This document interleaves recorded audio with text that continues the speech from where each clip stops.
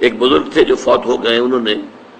یہ بات مجھے جس طرح سمجھائی تھی وہ آج بھی میں ان کا مشکور ہوں کہ دنیا میں عام قاعدے قانون کے تحت بھی کسی سے کچھ کہنا کہ بھائی میرا یہ کام آپ کر دیجئے، آپ کر سکتے ہیں،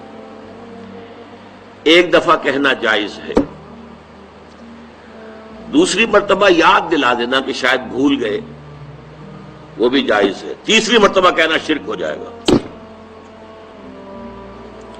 اور اس میں الہا و زاری کرنا اور خوشامدیں کرنا اور گڑ گڑانا یہ تو شرک ہے۔ تم نے یہ سمجھا ہے کہ تمہارا کام یہی کر سکتا ہے، کام کرنے والا تو اللہ ہے، لا فاعل فی الحقیقت ولا مؤثر الا اللہ۔ حضور نے فرمایا کہ اگر تمہیں جوتا باندھنے کا تسبہ درکار ہو تب بھی اللہ سے مانگو، کسی کے سامنے سوال کا جو ہاتھ جو ہے وہ دراز نہ کرو۔ اللہ نے تمہیں ایک عزت نفس دی ہے، اس عزت نفس کو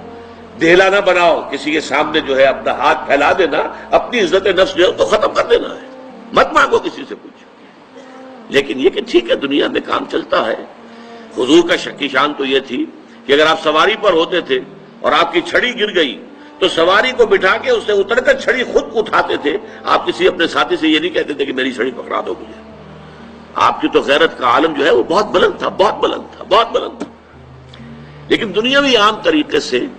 یہ کہ ٹھیک ہے بھئی آپ ایک کام ہے آپ کر سکتے ہیں، یہ کر دیجیے، جیسے کہہ دیا ٹھیک ہے میں کروں گا، پھر بھول گیا یا کچھ اور ہوا،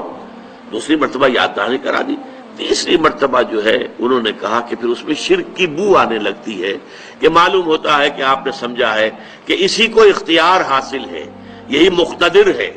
اسی کو آپ کا کام کرنے کا جو ہے وہ پوری قوت اور قدرت حاصل ہے، اور یہ چیز جو ہے یہ شرک کی بو اس میں سے آنی شروع ہو جاتی ہے۔ لیکن یہ ہے معاملہ سارا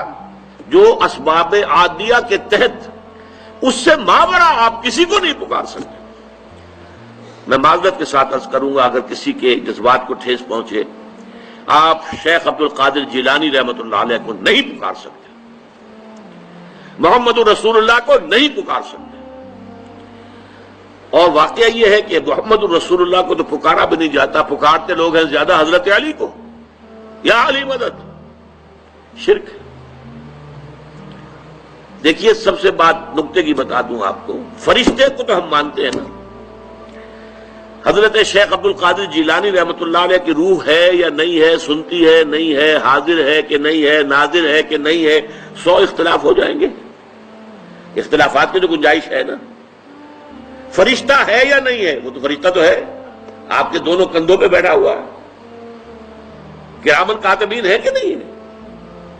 یرسل علیکم حفظہ، آپ کے جو باڈی گارڈ اللہ فرشتہ نہیں بھیجتا، لیکن آپ فرشتے سے بھی نہیں کہہ سکتے کہ میرا یہ کام کرو۔ فرشتے کے وجود پہ تو کوئی شک نہیں ہے، یا جبرائیل میرا یہ کام کرو، قطعاً نہیں، غلط، شرک۔ لا تدعو مع اللہ احدا، اللہ کے سوا پکارنا کسی کو نہیں ہے، دعا کسی سے نہیں ہے، استغاثہ کسی کا نہیں ہے، استعانت کسی سے نہیں ہے، استمداد کسی سے نہیں ہے، استنصار کسی سے نہیں ہے، سوائے اللہ کے۔